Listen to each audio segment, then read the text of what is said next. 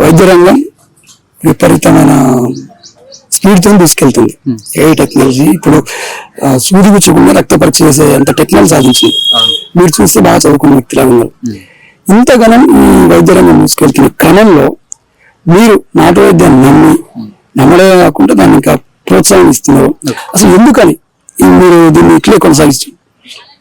ఎందుకంటే ఇప్పుడు ప్రజలకి ఏంటంటే నమ్మకం అనమాట. అంటే అటు వైద్య రంగానికి పోయినా పర్లేదు, ఇక్కడికి వచ్చినా కానీ మేము పోస్తాం అనమాట. ఇదే విధంగా కంటిన్యూగా చేస్తున్నాం మేము.